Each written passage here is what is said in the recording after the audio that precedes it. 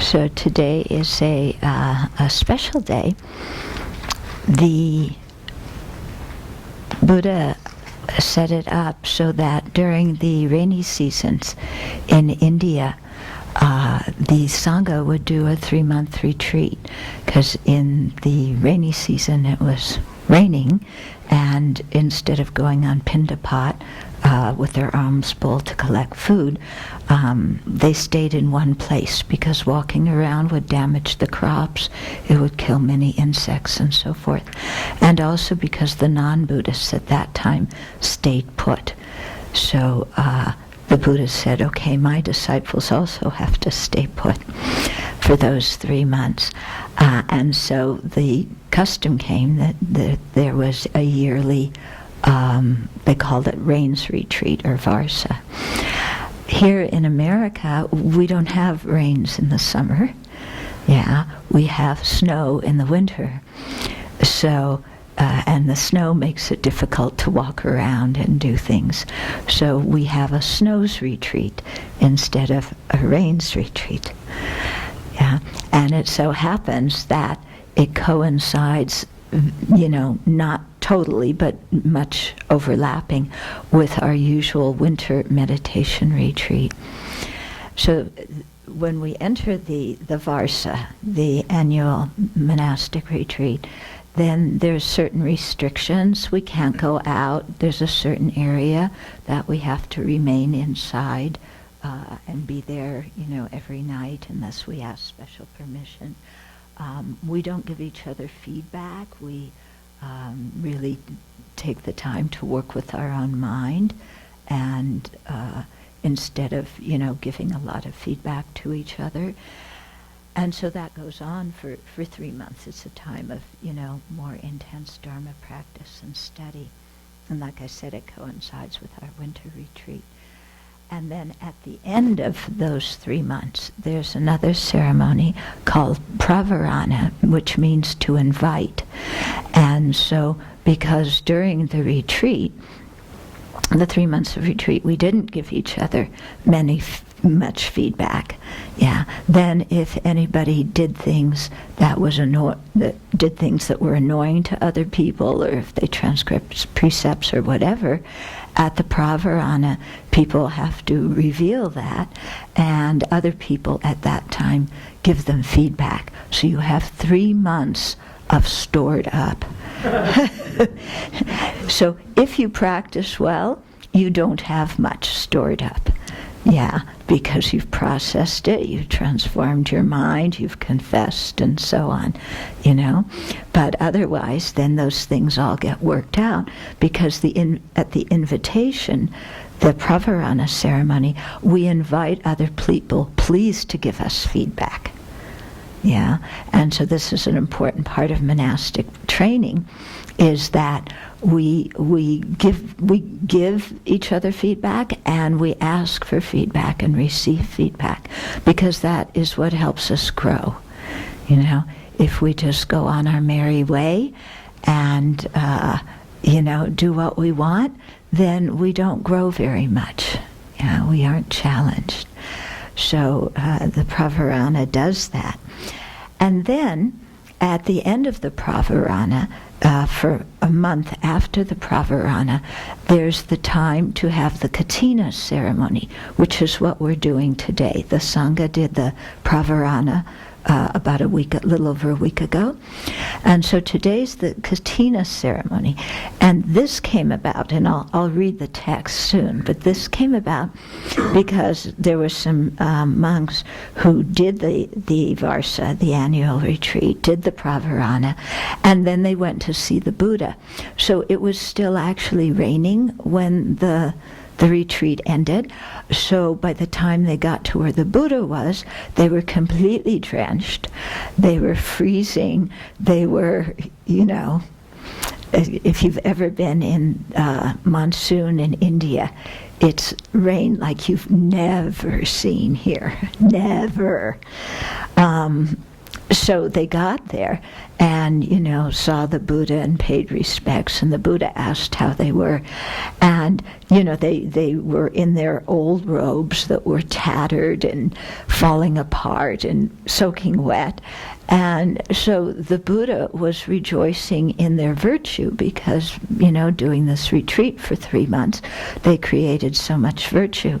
And so he said, as kind of like a celebration of the virtue that the Sangha created in the retreat, then there was the time of Kaṭhina, where they could receive new robes.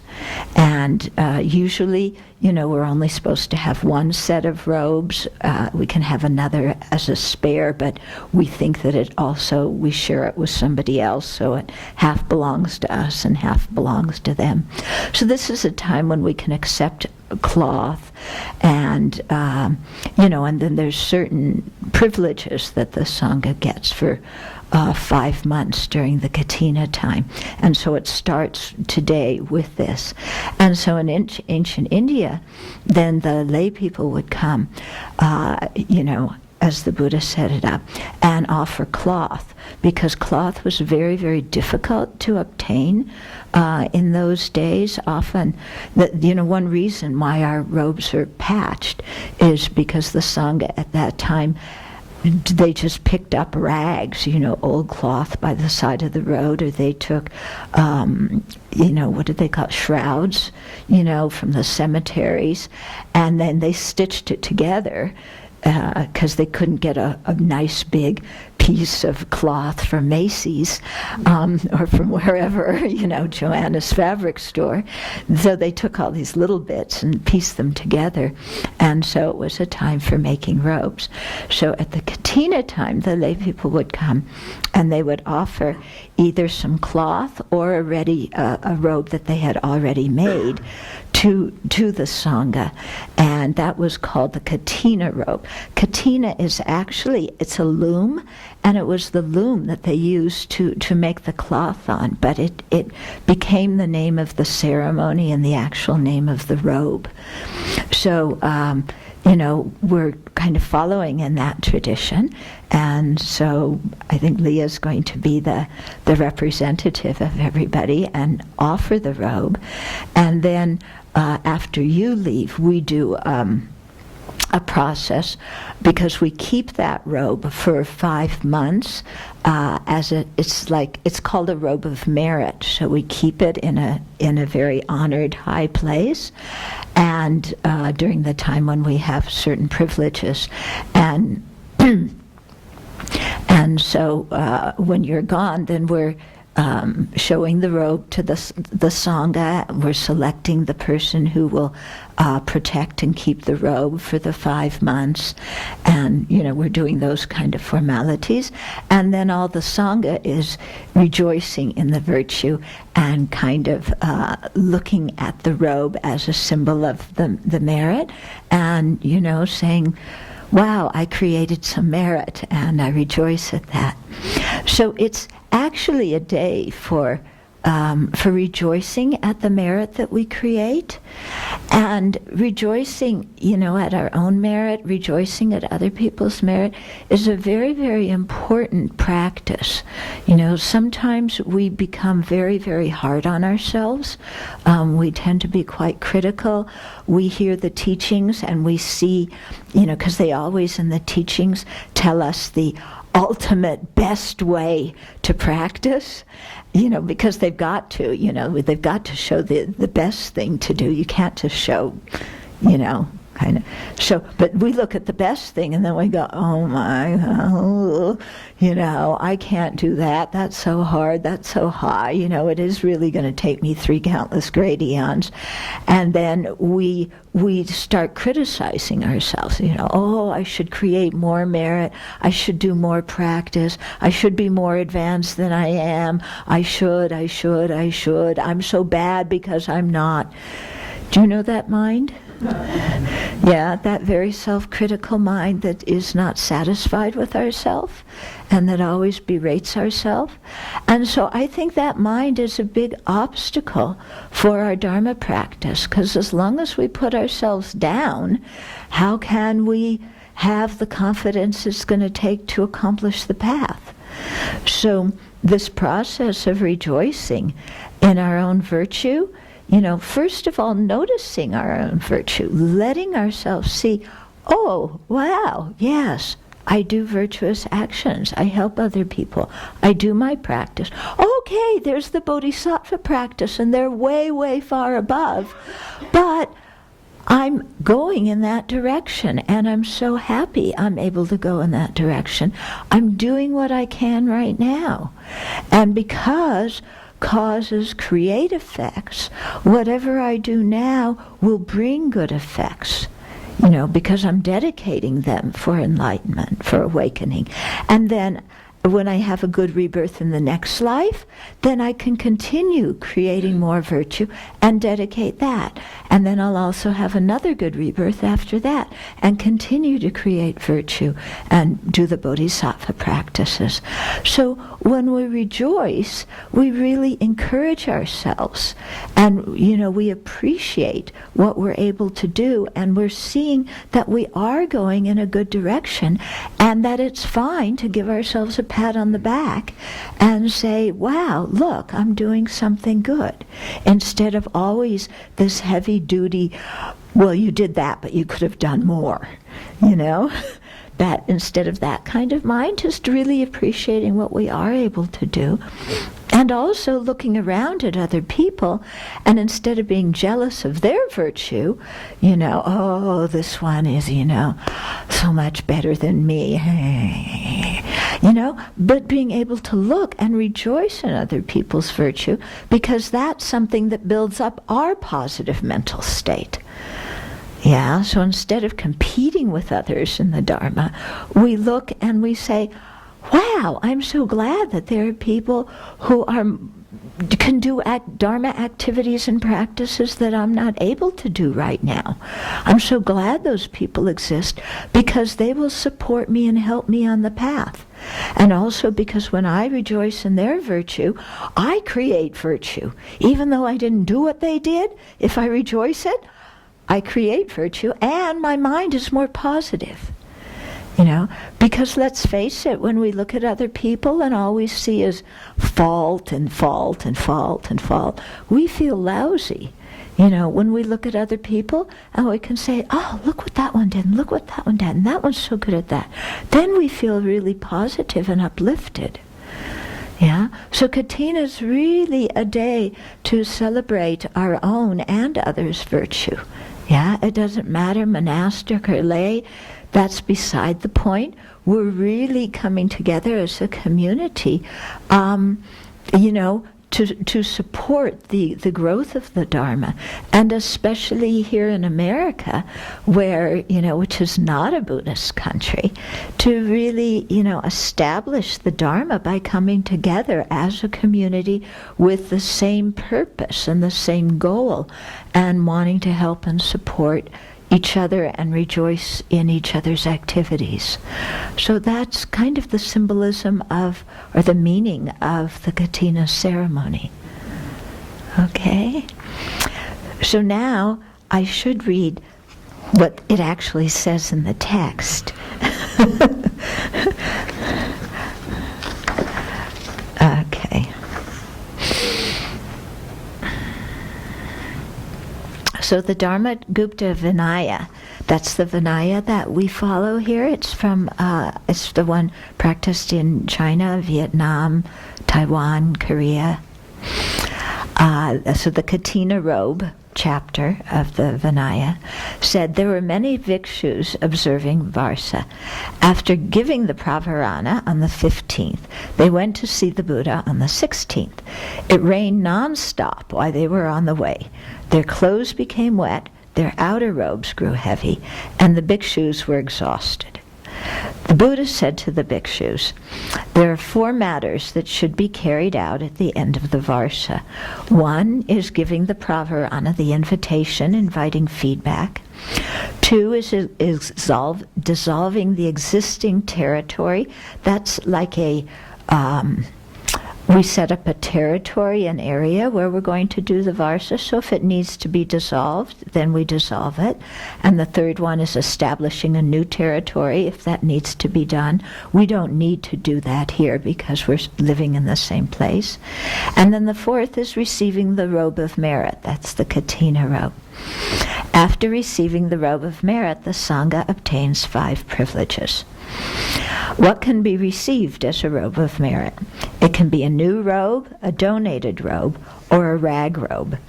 Regardless of whether the robe is new or old, newly received material must be marked. So whenever we receive a new robe, so that we don't get attached to something that is perfect and beautiful, we mark it with some unattractive color, you know?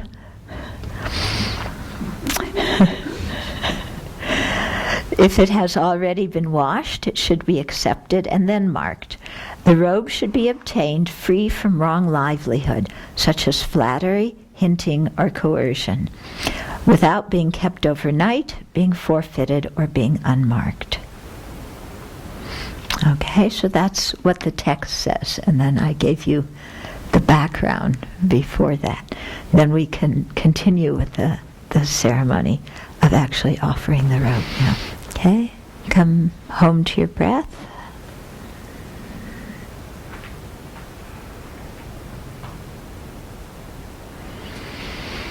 Let your mind relax as you focus on your breath.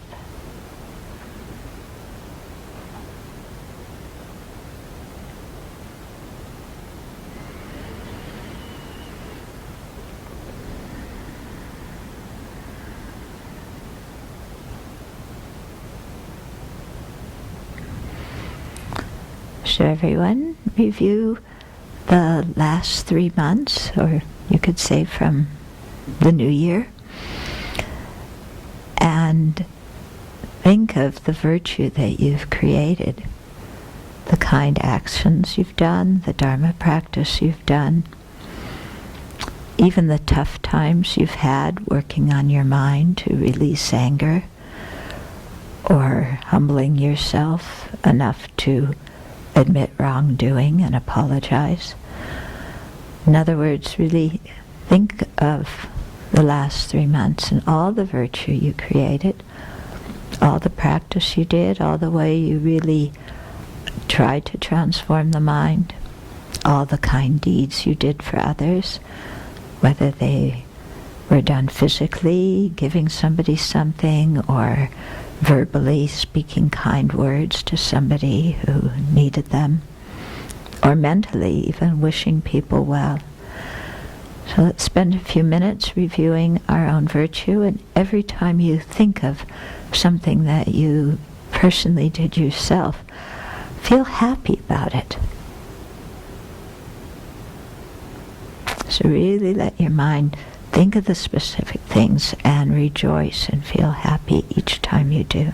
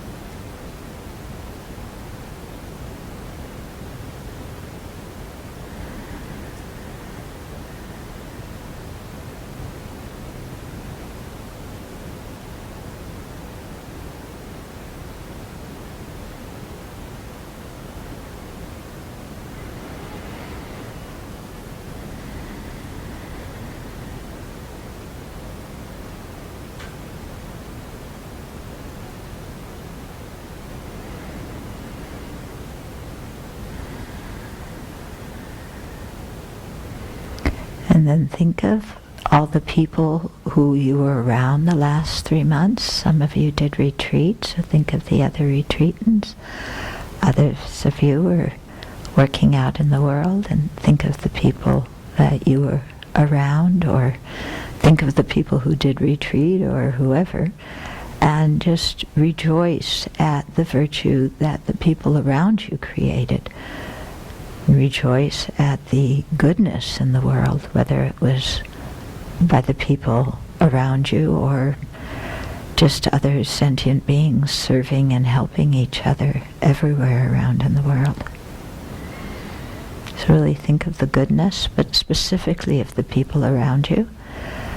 And again, rejoice and let your mind be happy.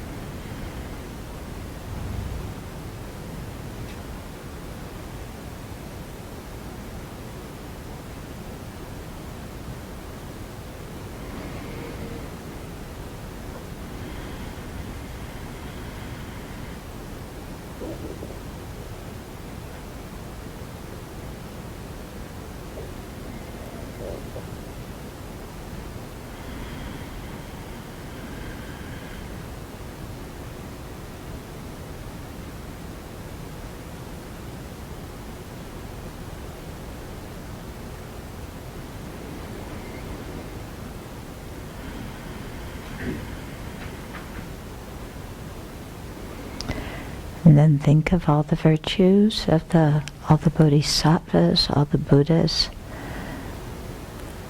in all the different realms, and how they are working unceasingly to benefit sentient beings. And really rejoice in all of their virtue too. All the goodness that they create, all the benefit and help they give to sentient beings.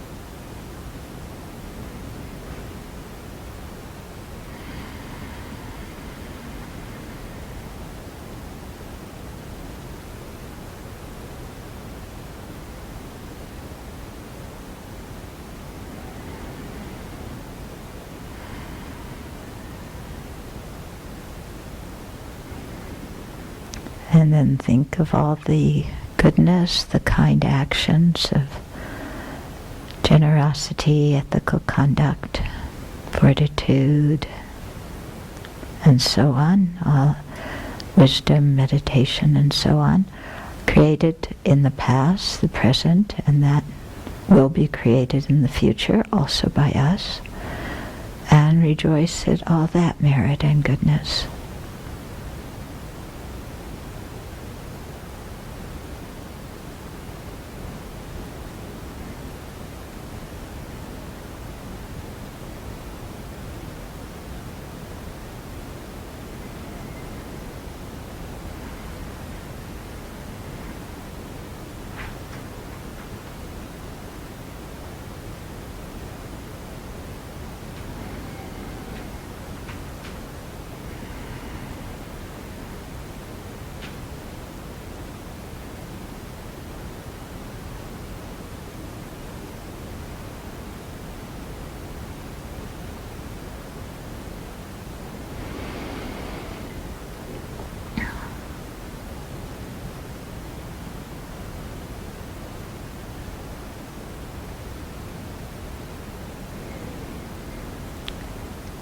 And then as we all rise to do the dedication, think that you are dedicating all this virtue and goodness and kind actions and everything, all the merit of all these sentient beings and all the holy beings in the past, present, and future.